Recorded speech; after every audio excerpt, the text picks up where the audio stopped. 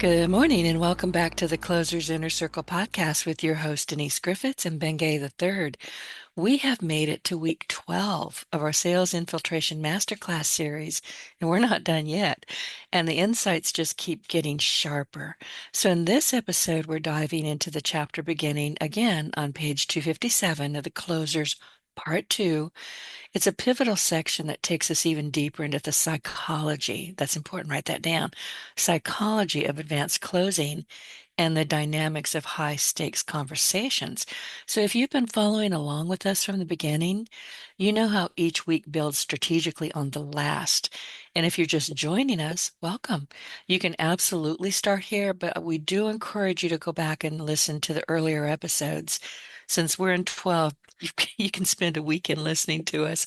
This is a step-by-step journey designed to elevate your skills from solid to exceptional. And today we're diving not just how to close, but when and why it works, especially under pressure. And this is where good sales become great salespeople. So, using the closers part two, we'll look at why the timing and delivery matter just as much as the words themselves. And that's what separates top closers from the rest. Ben, good morning. It's Wednesday. Good morning. Why did you stop talking? You said good morning to me, and I said good morning back. Yeah, but then you stopped, and I had to get back in and start talking again. You want me to break into Malaguena or something? Yeah, something. Just give me something. Anyway, so how are you doing today? Oh, I I'm wanted to doing, go go ahead. ahead. I wanted to ask you, well, first of all, how are you doing? But I want to know what's on your famous yellow pad today. Well, I got a bunch of pads, PADS. The one beside the bed is where a lot of stuff goes. And then the other one that gets a lot of stuff on it is in my personal, private, tiny little bathroom Gigi gave me, where I've got a reading rack, reading stack, and yellow pads. I guess going to the bathroom somehow makes my mind work better, but got a bunch of them. Somebody at the, I don't know where GD gets the yellow pads, but somebody said, "What are you doing with these things?" They sell to an average person 1 or 2 pads a year, and I go through 5 or 6 pads a week, Right. and it's I use never, composition notebooks. I've got them everywhere. yeah. So, but it's really a godsend, for interviews without warning, or write an article for a magazine or something. All I have to do is reach over to my note stack, and I sent one out yesterday on Facebook, and it's a long one and a good one about not killing your heroes. And I got it from, I'm not sure if this says what it was. Probably the AARP magazine or something. Anyway, in the middle of the article, it reminded me of when I read Jimmy Carter's memoirs, and the only thing in it that I was interested in was one sentence where the minister at the Plains Baptist Church said, if you were arrested today and charged with being a Christian, would there be enough evidence to convict you? I highlighted that, and I've kept the book all these years for that one sentence. It hasn't been donated to the library or whatever. The thing that and I've done whole seminars on that one sentence from Carter's book. But first you have to read. Second, you need to mark it up with a highlighter or whatever, and or write it down. This one I tore out of a magazine, and I circled just one sentence. I only have the bottom third of the page. It says, "Never meet your heroes." And I knew instantly what he meant by that. Uh, and he went on to praise a couple of people that he met him, and he was not disappointed. But Bill Patrick used to tell me, he said, "Ben, when you're leading people, never get so far out in front they can't see you, and never get so close that they can smell you." Oh, Lordy, that does And make sense. yeah, but never meet your heroes had to do with the obvious. You have this image of them, I tell you a great example. My father sold Roy Rogers and Dale Evans their ranch in Apple Valley, California in 1948. And one day he was with them somewhere. The impression I got from the way I heard the story, they were at Roy's home on the golf course in a condominium. And I I had a tough time with even that part of the story because Roy Rogers isn't supposed to live in a condominium on a golf course. No, I can't wrap my head around that. Yeah, Where does he put the horse? That's yeah. what I want to know. Where's Trigger? Where's Trigger? Even I know who Trigger is. So anyway, somewhere in the conversation, the story goes, Roy had to be over at the museum that they had set up in Victorville, California at the time. And he said to my father, "Excuse me, I've got to go be old Roy." And he stood up and walked out of and he was in a polo shirt, slacks, tennis shoes, and a baseball cap. When Dad was telling me this story, I said, "Don't tell me that." Roy Rogers is not supposed to own a baseball cap, never mind a polo shirt. And for you younger people, he dressed like the fanciest cowboy you ever saw. Always neat, clean, perfect white hat, and lots of decorations. As a guy, I assume he's dead now, named Nudie. And Nudie used to do the fancy clothes for all the stars, and he designed everything Roy Rogers bought that wasn't a golf shirt. And And Dale Evans, didn't she wear a lot of fringe, like leather fringe? yeah, sometimes, yeah, Yeah, I had have that fringe in my head for some reason. and lots of fancy designs. The My father ran the sales operation at Apple Valley back in the early days when, in the beginning, we were the only non-Native Americans living there, Mom, Dad, and me, in a house that had been built for Lowell Thomas, the old broadcaster, but he never lived in it. Anyway, so it was sparse, and Dad had them all dressed like sort of like Roy Rogers, and which was funny because he was a sophisticated Alabamian who was married to an upper class woman from Boston. So I've always had a tough time picturing Dad in Roy Rogers' outfit, but I saw it and it was true. Anyway, Roy said, "I've got to be old Roy." And he went back to a bedroom and reemerged, hat, hand hammered leather belt, fancy shirt, tailored pants, boots, and all. And he went over to the museum or took Dad over to the museum with him. But the point was, he knew that people had an image of Roy Rogers, and he said it was not his duty to tear that down. I've heard similar stories about Cher and Dolly Parton, where in various situations they each said to whoever was with them, "Excuse me, I've got to go be Cher now," or "Excuse me, I've got to go be Dolly Parton now." I saw a thing from her just this morning where arm's length friends.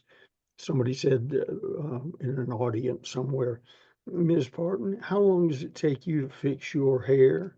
And she said, "How would I know? I'm never there." And she Isn't that wears classic? wigs. Yeah. Yeah. Listen, I've got Dolly Parton, from what I understand, just there, remember the movie Steel Magnolias? Uh-huh. Well, that movie was the it's a true story, by the way. Mhm. That is not a parable. That is a true story. And many of the people who were in that movie, as some of the doctors, the nurses, the nurse who was with the Julia Roberts character when she passed, they're all still there. And a few years back, they had a 25-year anniversary. And my friend Maggie and I went and, went to a bed and breakfast. It was fascinating. And every docent that we spoke to, and I knew the parents, I knew the son, the parents are gone now.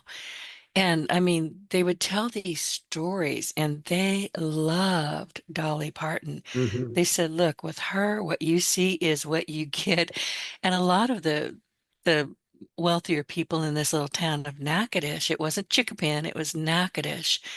And they gave up their homes so these, movie stars could live in them. And poor Dolly, she was right there on the Cane River and she had to go to them and say, I'm sorry. Can you put me somewhere out in the woods? People are coming up to the windows and staring at me. They would ride their little boats right up to those houses and wave at her. She had no privacy at all. But they said she was exactly what you see. There was no, well, I was saying there's no artifice. Obviously, there is, but that's who she is. They loved everybody except of all people. And this was on the podcast, so I can say it. The entire town hated Sally Field, hated her. Yeah, you told me that. Yeah, That was yeah, 30 or 40 years yeah. ago, They couldn't and the stand hatred her. It's continues. still, you mentioned her and they're like, ooh. Yeah, they did not like her none. My They favorite liked Dolly, everybody else though. my favorite Dolly Parton story, which she claims is true. I've heard it from other people for several years before I heard her repeat it. But they were in a hotel in Los Angeles, and she looked out the window of the suite and looked down and said, "Oh, there's a crowd down there. What are they doing?" And one of her staff said they're having a Dolly Parton look-alike contest. A lot of them were gay people and Right. I so think on. she lost it. Didn't she come in third or something? Yeah, Yeah. she gussied up, put on her Dolly Parton wig, went down and walked up, and somebody said, "You look like Dolly Parton. Why don't you get in the contest?" She said, "Oh, okay," and got in reluctantly and came in third. Right. I've heard that story too. I can't imagine how somebody would not know that that was a real female, a real woman. But, The going Accordion back to Clap. Roy Rogers, though, if he tried to not be old Roy Rogers Yeah. these Old days, Roy. old Roy, they would catch him in the grocery store and be all over the web. Yeah. You couldn't do that these days. He was really something. A good Gigi's best friend from childhood, who is also my barber, I'm happy to announce. Her brother, Jan, is the road manager with Rascal Flats and occasionally with several other people, and has drawn that duty with Dolly Parton a couple of times over the years. And so one day he was sent to the suite by manager, whoever does things like this, to tell Dolly that the room was going to have a bunch of high rollers in it, not where she was performing, this gathering she was going to with the VIPs. And so he said, uh, "Ms. Parton, I'm telling," she said, "call me Dolly, honey." He said, "Okay." He says, "All right, Yeah. Dolly. Uh, I was told to tell you that there's going to be a bunch of high rollers in the room tonight." And she said, "Sweetheart, I'm the high roller." She is. Yeah. I have, and I think she has a beautiful voice. I love to Yeah, hear oh her yeah, sing. yeah, I mean, nobody can hit those notes like she can. But, going back to what you said earlier, you don't want to meet your heroes. Now, yeah. I did meet John Wayne when I was quite young. He was John Wayne. There was nothing to be disappointed about. Yeah, I've never seen John Wayne when he wasn't John Wayne. That's exactly who, Yeah. he sauntered in and you're like, nice, nice man. But I've met others and I'm like, ooh, ooh, you're icky. Well, But, that was the concept, and the sales message right. there is you have an image, good or bad. If it's bad, change it. And then once you've got it nailed down as to who you are, uh, be that all the time. And don't let people get disappointed when they meet you because you didn't live up to their image. And a lot of the people on the list of famous folks that I've met and worked with that we work off of, uh, when I met them young, and I didn't meet any of them before when I 25, maybe 23 if somebody came through town speaking for the company. But by the time I knew them and I was running the company, I was 25. So maybe I should have known better. But I started meeting people, among them J. Douglas Edwards, who I wrote a book for. It's on our website, Right. Sales Closing Power. I wrote it after he died for the Yeah, I family. have it. I'm looking right at it. Well, because he's gone, his wife's gone. I think his son, who I dealt with in later years, is gone. At least I haven't heard from him in years. Uh, I can speak openly. I met J. Douglas Edwards. I won a contest. It was a trip to Miami to an American Sales Masters meeting. The real prize was a private dinner with J. J. Doug, tongue tie, J. Douglas Edwards, and which we did, and sit on the front row in the VIP section and maybe get mentioned, which he did from the stage.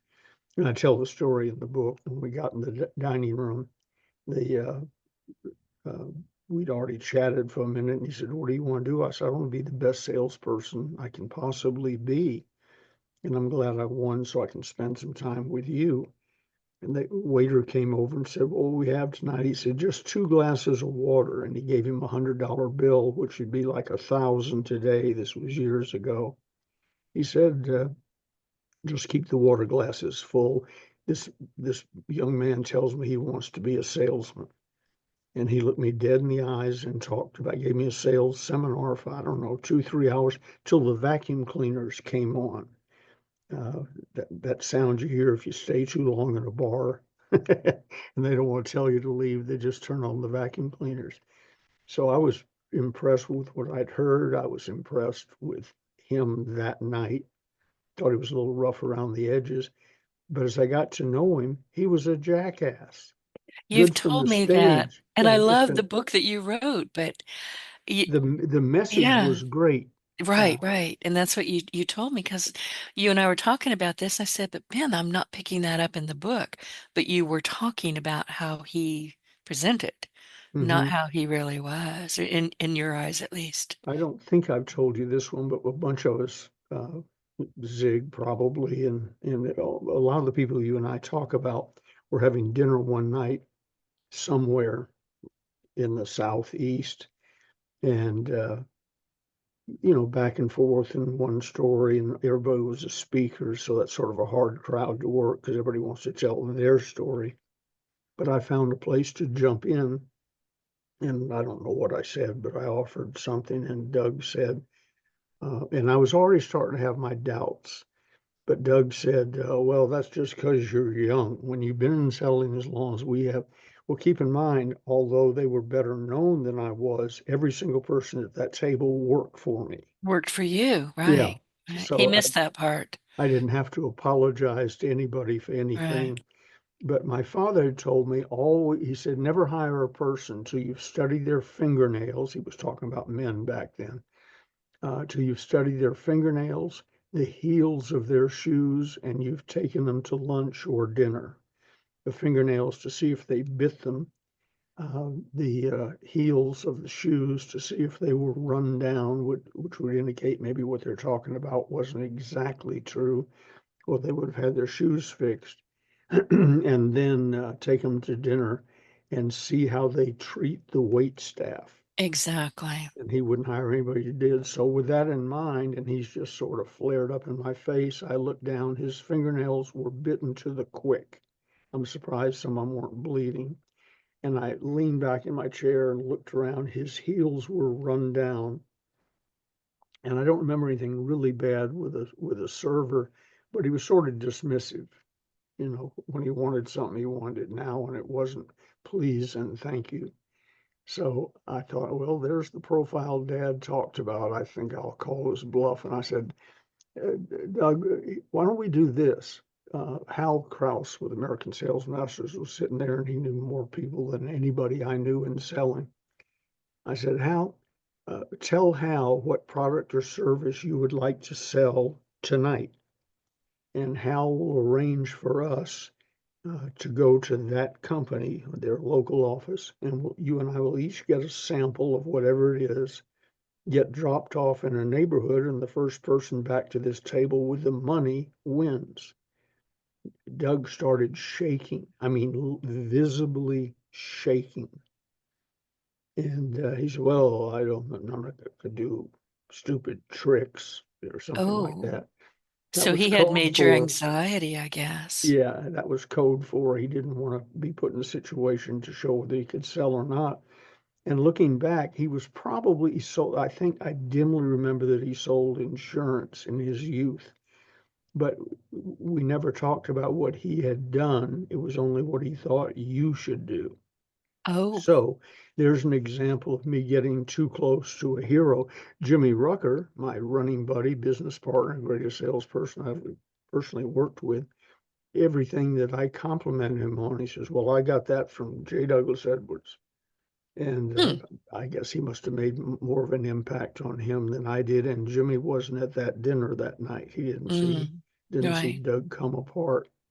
So never meet your heroes as two sides to it. One, if you do meet them, make sure that you give them some slack to be them. Roy Rogers, in privacy, could put on a baseball cap, a polo shirt, and be a perfectly nice, warm guy. But he knew who Roy Rogers was and that he owed that to his following.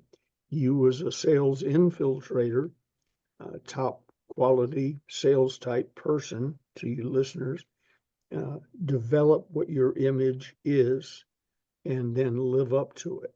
And don't let them get so close that they can smell you, as Bill Patrick said. Uh, and and take notes while you're doing it. That whole soliloquy was based on a circle, one sentence in an article I read in a magazine in which I have no real interest, but I read frequently to learn how to write. Mm-hmm. I do the Vanity same. Fair, back when it had a bunch of good writers, they've all since died, retired, or been fired, and they just rant about how bad Trump is now. But I used to read Vanity Fair cover to cover, whether I was interested in the subject matter or not. They had great writers. So I learned as much from them as I did in school about how to frame a sentence and where the commas go and so on. I did So, the same thing when I was a lot younger. I had a subscription to the Wall Street Journal oh, that's a because great one. I wanted to write like they wrote. Now, keep it. I don't want anything to do with it, but I learned a lot, and I think I've shared this with you. I was reading when I was 3 because nobody told me I couldn't. Thank you, Mom. But, but to this day, I can spell words that I couldn't even begin to pronounce because I've never actually heard them spoken. But I know Harry what they Truman are. had that. Yeah, Harry, I Harry, know what they are. I can, tell you what it means. Don't ask me to pronounce it because I'll just go, here, read it. I don't know. Harry Truman allegedly, I don't believe it, and I never heard him say it, but by the time he was like 15, he had read every book in the independent Kansas library. That's unless it was a very tiny library. Yeah, all That's 4 that's books. almost Yeah, impossible. But yeah, it is. Yeah. it accredited or explained why he mispronounced words frequently, and what the reason was he was the best read person in Independence, Missouri, and but he'd never heard anybody say the words out loud. He just read them. So Yeah, I come across that frequently. I mean, I know words that nobody around me knows, or if they do, they're just I couldn't pronounce it, so they don't know what I was saying. But yeah, it's amazing to me what you can learn just by picking up a random sentence yep. and then letting your mind run with it, which is what you do, and I do it too. And then another little sales lesson that I saved for today uh, is be aware, watch for things. When somebody, a politician on television, on the news, is talking about what they're going to do or might do or whatever, I listen for the tense of the sentence they're using. And I can say to See, I them, mute it and just watch them and go, "You lie," and then I go back to the yeah. kitchen. Okay, keep going. But when they start talking in the past tense, it tells you more than what they're saying, because frequently they didn't mean to talk in the past tense. They were just babbling. Right. So you watch what they're up to. And two quick example, Christy Nome, who's now head of something, internal security with the Trump administration, was the governor of, I think, South Dakota, one of the Dakotas. And all of a sudden, on the all news channels, there was Christy Nome talking about why you should move your business to, we'll say, South Dakota. Move your business here. If you're a doctor in California, then you're a doctor here. We're not going to make you jump through a bunch of hoops. Tax free the first whatever year, 5 years, whatever. And Gigi said, wow, should we move to South Dakota? And I said, that's not what she's doing, honey. She's running for vice president. Oh, crap. She's using the state's money to promote herself. What she's talking about is of no real interest. It was probably good for some of the people in South Carolina who now have a doctor they wouldn't have had Right, right. before. But you sort of watch what they're up to. And I mention that because Peyton Manning, who's a retired football player, I can't turn on the internet without finding 4 or 5 miraculous things that Peyton Manning has done in the last 24 hours. Yeah, I Say caught myself wondering, what's the deal with him? he's going to There's this run for thing about something. he's going to run for, and I came Yeah. up with the same thing. And I don't watch TV. If I'm going to watch the news at all, it's Newsmax, and mostly I just listen to it.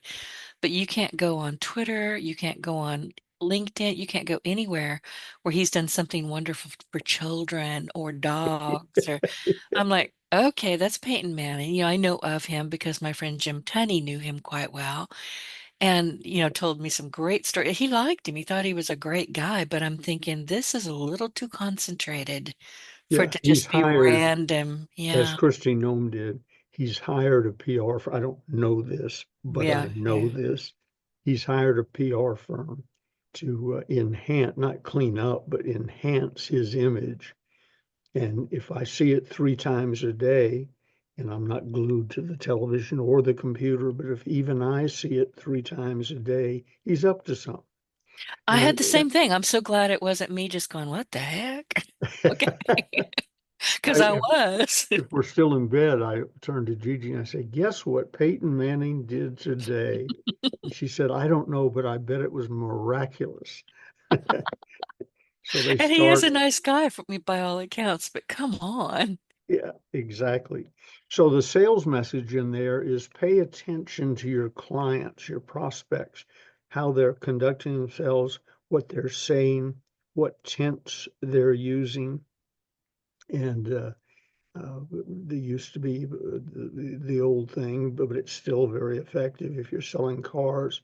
Now, will this car fit in your garage? Is it too, if they're buying a larger luxury car? Oh, yes. Well, where are you going to put it? Well, I'm going to put it uh, by the washing machine, whatever. They just bought the car.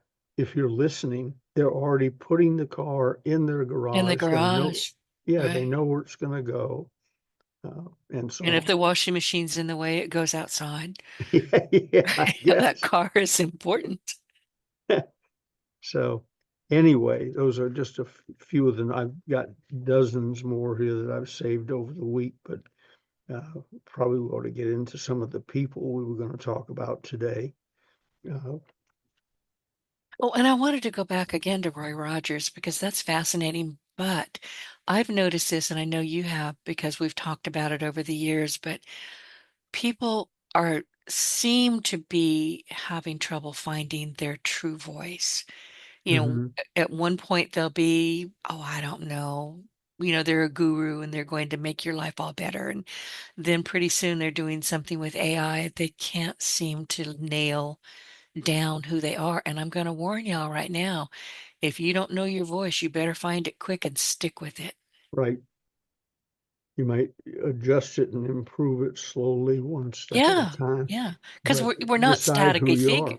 Right, we're not static. I mean, I'm a web developer. I used to be very well known as a virtual assistant until, the Philippines took over and I jumped, I got out. But that doesn't mean I didn't have skills that were skills that could be, they all made sense together. But you can't just jump from one thing to another and expect people to go, oh, good, he's an expert on AI this week. I should pay attention. No. So, okay, keep going, Ben. I'm sorry. That's all right. I was just looking through a funny one I was going to tell you privately, but we'll share it with everybody. I was said to Gigi, is the doctor not telling me something? Because Gigi always goes into my appointments uh, to make sure I tell the truth.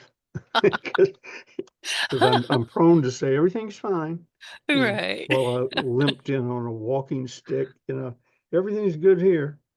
Uh, so she goes in to make sure I tell the truth. And I said to her the other day, is somebody, after working in the office all day, I had actually one was on one day and the other two were the next day, but it seemed like it was just back to back, out of the blue, unbeknownst to each other, without planning, malice, or forethought. Three different people, while we were on the phone, said in so many words, you're probably thinking about retirement. And What? I'm not really. Gigi says, as long as she can prop me up in front of a camera, I'm not No. retiring. No, I'm not retiring until, well, I'll tell you, I'll retire when I'm about 100 and I don't know, something or another, and I fall asleep for the last time, and that's it. But I will be plotting world domination as I go to sleep. It's all planned. I'm with you. That's how my dad went. I don't know if he was plotting world domination, but he was sitting at his desk, age 60, That's too young. an athlete type person, not a linebacker type, but agile. On the day he died, he did a backflip. One of the people in the warehouse said, "Mr. Ben, do that flip for him." And he'd, stand there and go foot to foot backwards, and stick it every time he landed. It was semi-amazing, but I repeat, 60. Asked his Right. secretary to go get something. When she came back, his head was down on his desk. And she said, "Ben, are you taking a nap?" And he was dead. That is just much too young. Yeah, you way too young, but you never know.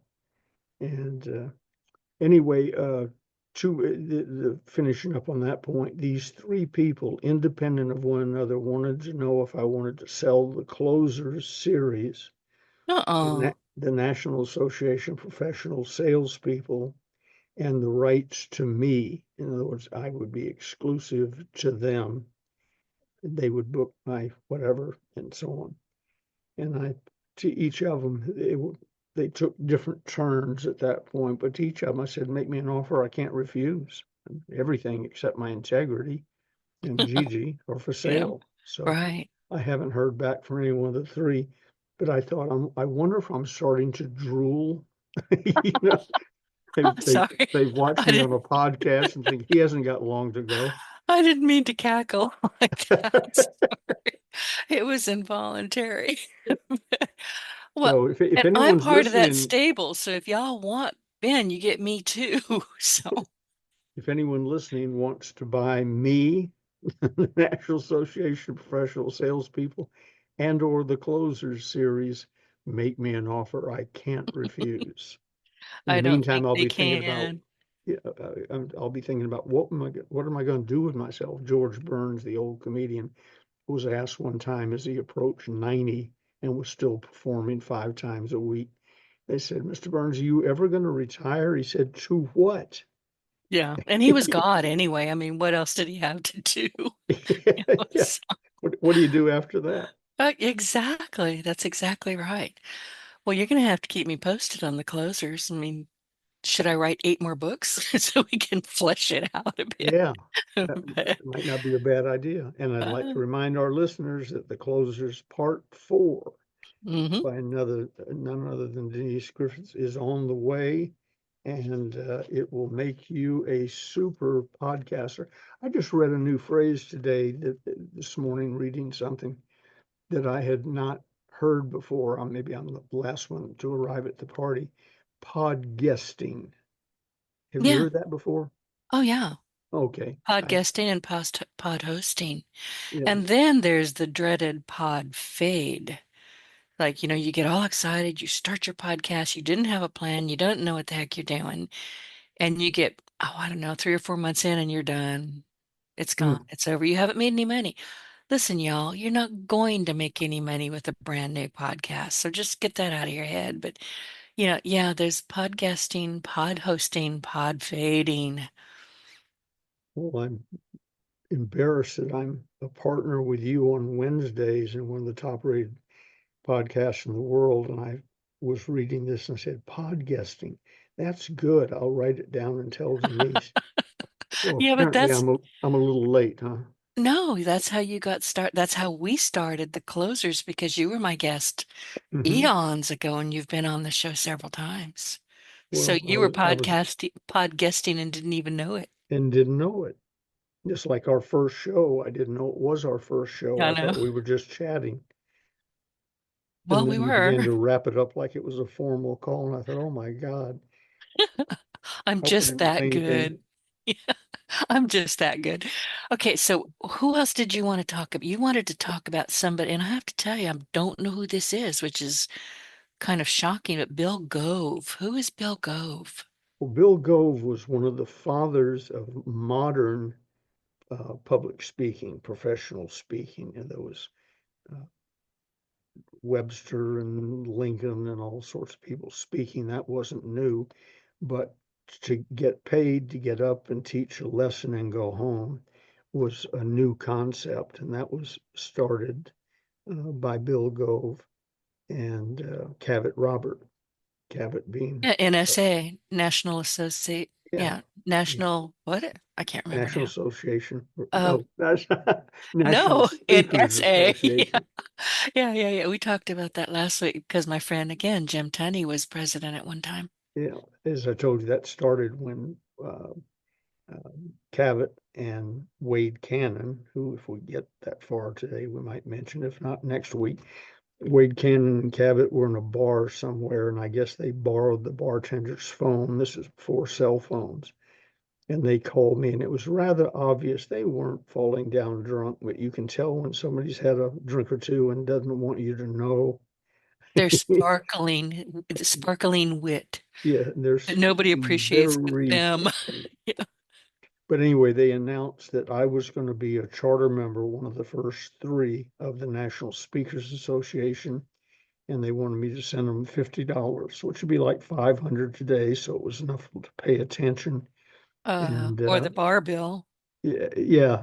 And Wade Cannon had put in his 50. I mailed my 50 in, and Cavett's contribution was being a lawyer. He was going to do the legal work for free. So that was his 50. And that's how the National Speakers Association started. Anyway, Bill Gove wasn't part of that story, but he and Cavett were the same generation, sort of the first wave of the Ben Gay, Tony Robbins, uh, et cetera, et cetera, et cetera, people who spoke for money and not just because they were at their daughter's wedding or something. Right, right. And he was also the person who taught many of us that speaking was show business. He was funnier than hell uh, and a good salesman. He actually had a sales career, so he knew what he was talking about. But mainly what he was Mr. Personality. He's the one that said that when he opened the refrigerator door and the light came on, he did 5 minutes. And that was sort of Bill Gove. Huh. And when Larry I'm Wilkes, picturing that. When I stick my head in there, I'm doing a meditation. I'm cooling down. I don't know that I can take a hairbrush in there though and talk to the light bulb. I'm going to try it. We'll see what happens. when Larry Wilson started the Wilson Learning Corporation out of, I think they were in Minneapolis. I was there 100 times, and I'm not sure where it was, Minneapolis. Larry didn't have the weight to be starting the Wilson anything yet. He was talented, but people didn't know it. He wasn't well known. So he brought in and made the honorary chairman of the board of the Wilson Learning Corporation. He brought in Bill Gove, and Bill didn't have a whole lot to do with the company, but he lent his name to it, and that was enough to get it off the ground. Then it thrived for years based on its content. They had an original program called Sales Sonics.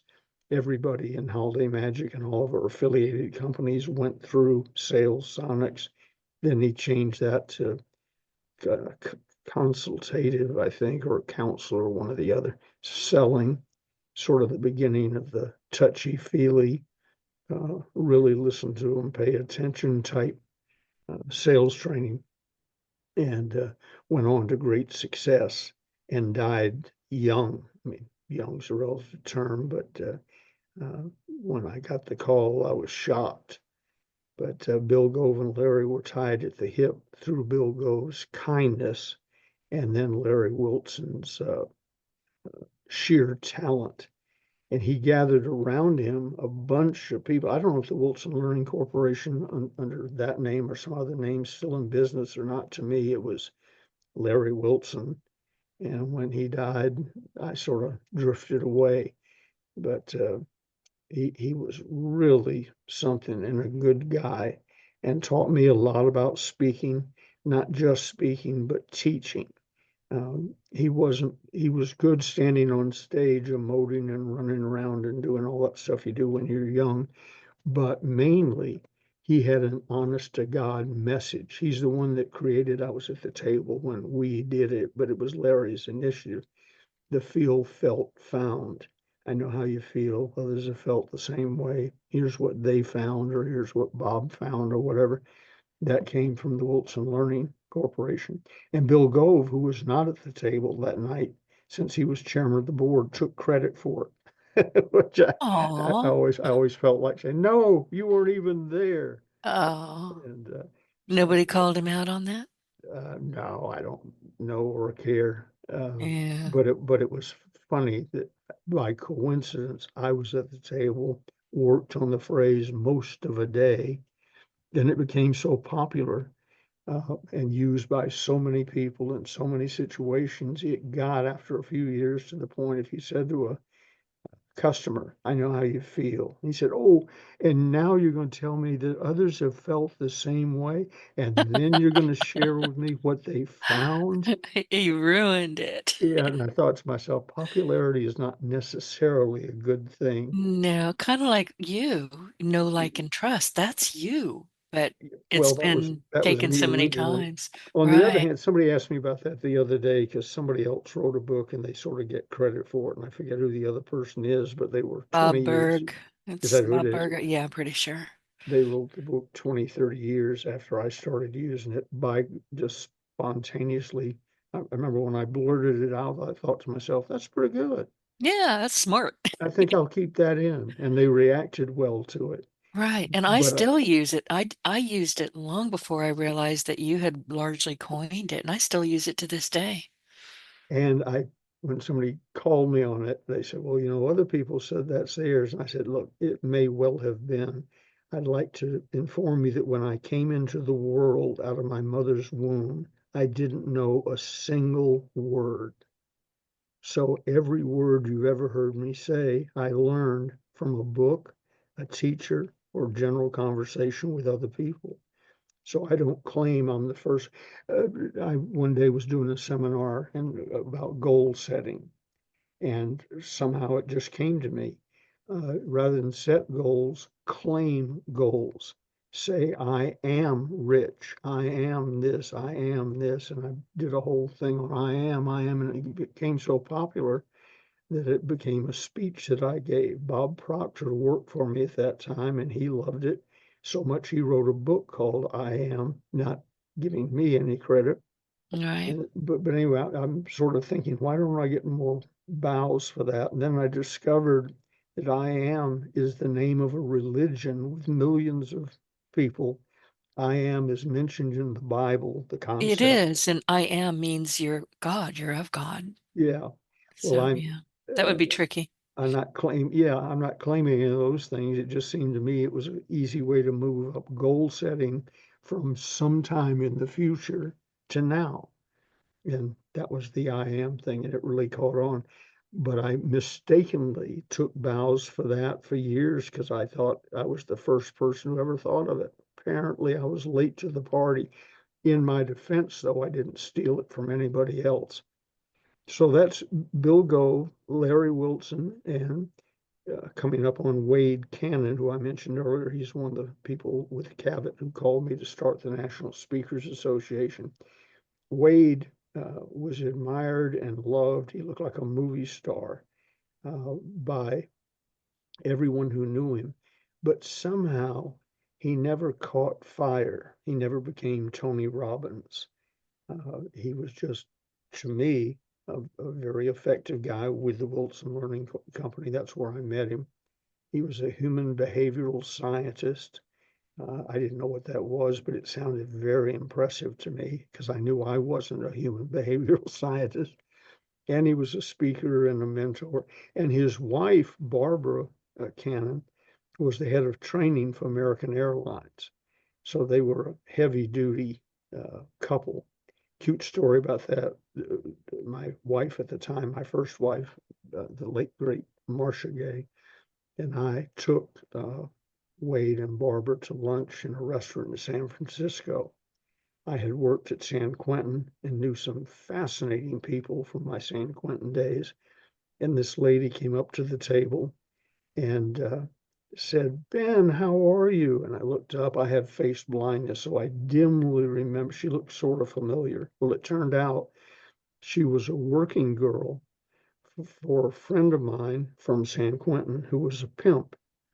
And I forget why he was in, but it wasn't for being a pimp, but that's what he was before he went in and what he became when he came out.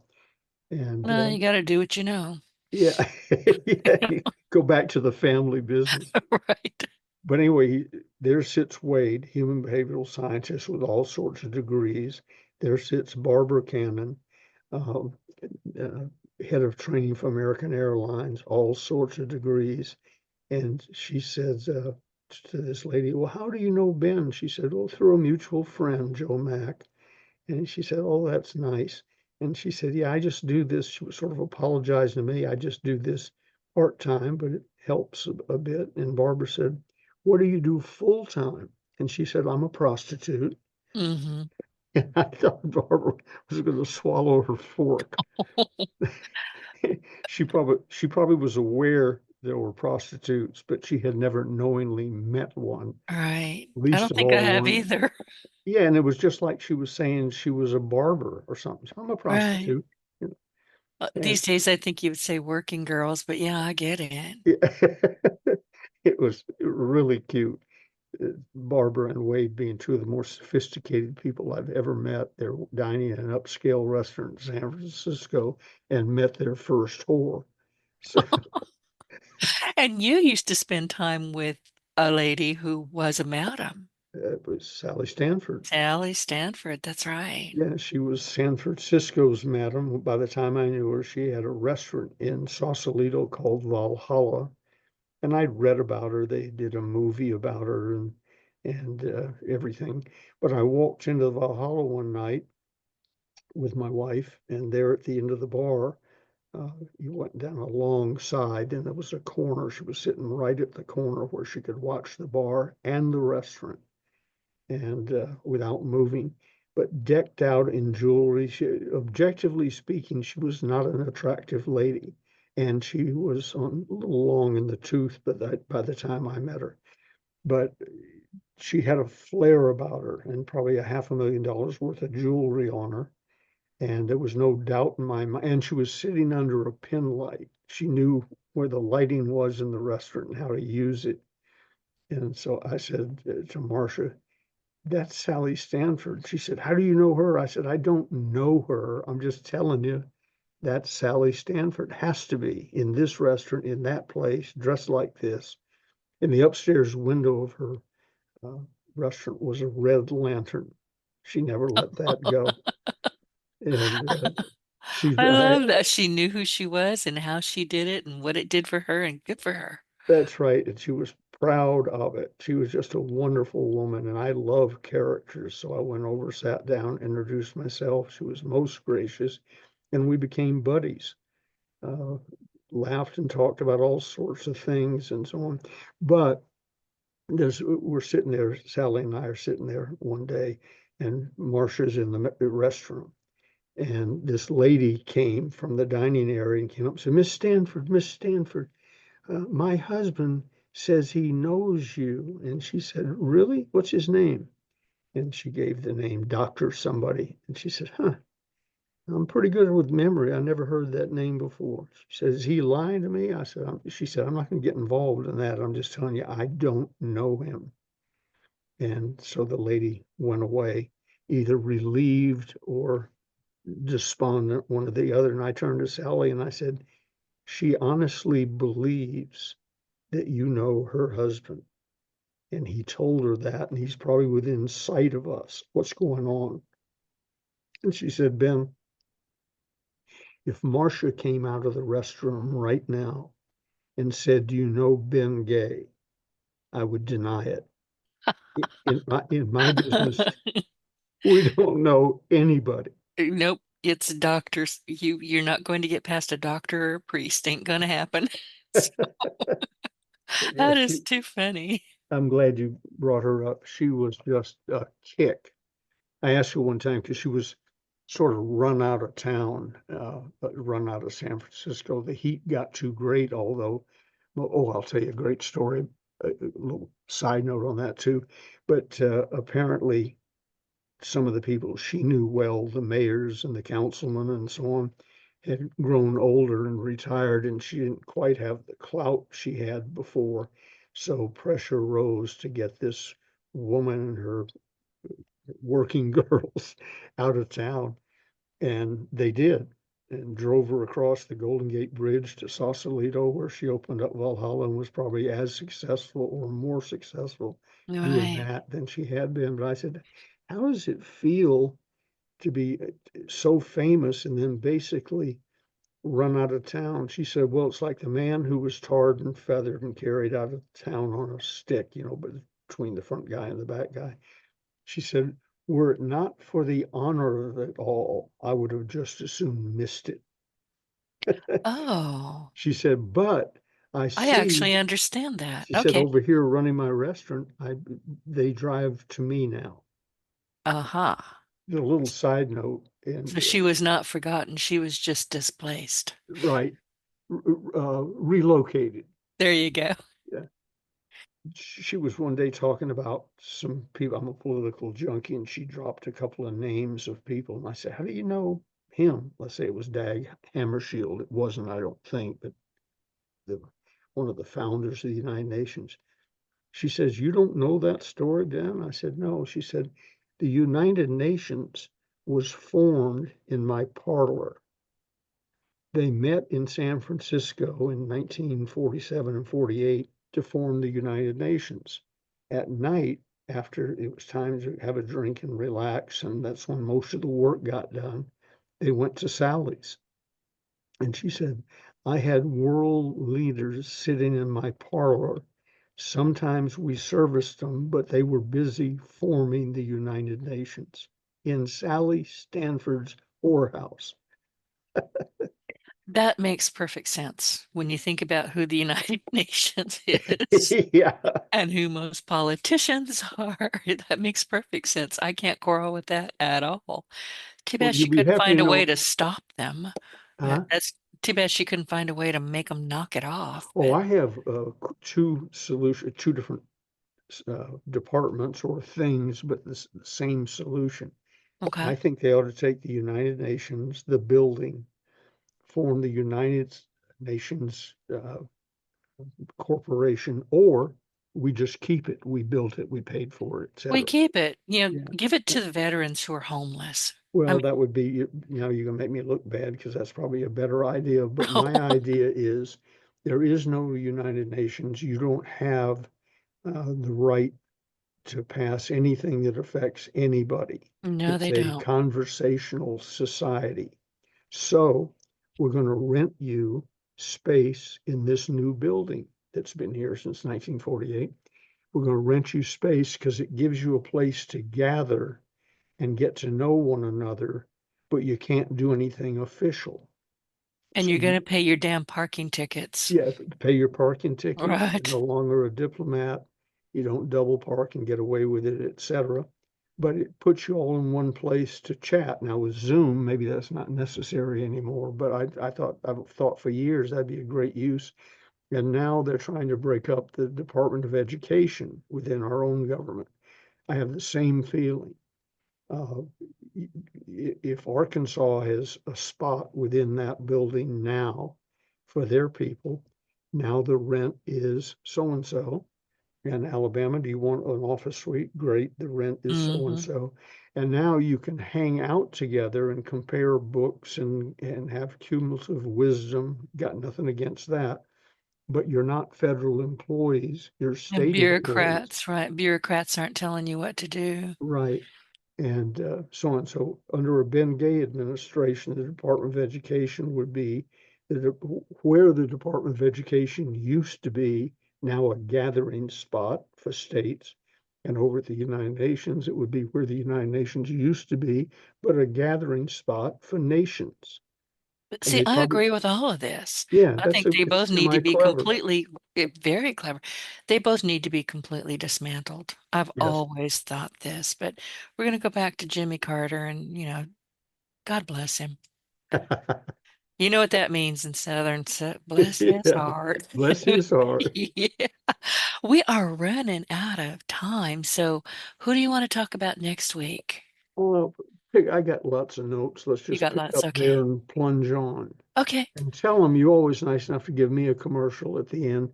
Uh, Tell them how they can reach you and why they should, and what you can do for them in the podcasting world. Whoa, that's a big ask. I've been podcasting for 17 years. Your partner in Success Radio, which hosts this show, the Closers Inner Circle podcast with you and I, is 17 years old. Hmm. It's old enough to drive. I don't know if I should buy it a drink, give it a debutante ball, give it a driver's license. I don't know. But it's also heard by millions of people across the world. It's in the top 1.5% of the most popular podcasts in the globe, which honestly, Ben, shocks me. I'm still just, every time I see that in writing, I'm like, how did that happen? But I'll tell you how it happened. Conversations. Something you just mentioned, have these conversations. You and I have terrific conversations.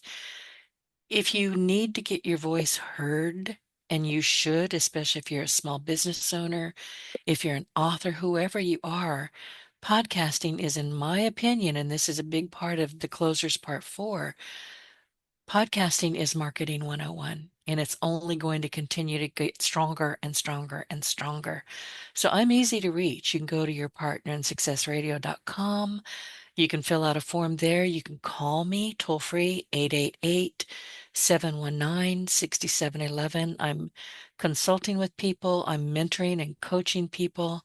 And you and I were talking about a new thing that I've got going on that we can talk about next week called it's a partner program for you to get on my website, and eyeballs will land on you because it's a big, big podcast.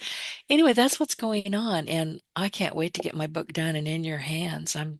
It's starting to panic me a bit, but then I'll go tweak it and go, leave it alone. Just leave it be. And remember, So, I have to remind myself of this from time to time. The world, the written down world with history, has gone on for thousands of years right, without your book or mine. exactly. And So, it can go another month or two. yeah, I've got to get it finished. But my best friend was here over the weekend. She says, how's that book coming? And I whipped around. She goes, okay, never mind. It's like, I might have had a carving knife in my hand. I'm not sure. But, and I had to stop. I said, it's coming. I've managed to slow it down to where I'm overthinking it. Yeah. So, thank you for those kind words. I appreciate it. Anyway, we will be back next week. So where can people, Ben, where can people get the closers? This is important. You need those when you're listening to us, following along, you need those books in front of you. The people frequently say to me, I wish I knew everything you knew about selling. So I got good news for you. I wrote You it do. all down. Yep. It's in a book. Can you read? If they want to know and can read, go to stores, stores dot ebay.com/Ronzoni books. That's all one word, RONZONEBOOKS. Stores.ebay.com/Ronzoni books. And they have uh, most of the books that are still in print that I've written or co-written or edited or whatever, all with special pricing and all with free shipping. And then if my name is on the cover of the book, I won't sign somebody else's book, but if my name's on the cover, in any way, I will sign it and date it, and it comes with our unconditional lifetime money back guarantee. Then, if you would like, if you're interested in our mentoring program, we call it dynamic mentoring, the program that Dr. Napoleon Hill and I were setting up when he died. Uh, I do for people what he did for me when he was my personal mentor. For that, just shoot me an email with mentoring somewhere on the subject line, and I'll send out, no cost, no obligation, an email explaining the program with a registration form, which you can either use as cat lining or fill out and send back. We won't harass you, we won't call you or whatever. And that you do at my email, which is B as in Ben, F as in Frank, G as in gay, the number three, the numeral three, BFG3 at DirectCon, short for Direct Connect, DirectCon.net. And I'll get the thing back to you within a day or two, and then we can talk. I've got room. I don't have a specific number, but I've got room for a few extra people that I would love to have part of our group here join. And that is Nice. it for me. And me as well. Well, listen, everybody, that's it for week 12 of the Closers Inner Circle podcast. And today we explored the critical role of timing, delivery, and psychology, and just great stories because every story that Ben tells me, and by extension you, has a sales component to it. There's a reason he's sharing these stories, and they're just fun. They're a lot of fun to listen to. So remember, it's not just what you say, it's when and how you say it that seals a deal. So thank you for joining us. Be sure to keep your closers books parts 1 and 2 handy, and tune in next week, next Wednesday, as we continue sharpening the skills that turn confident salespeople into true pros. So until then, stay focused and keep practicing, and happy closing. Ben, I'll see you next week. All right. You have a wonderful day and week. Oh, I will. You too. Tell Gigi hi. I shall.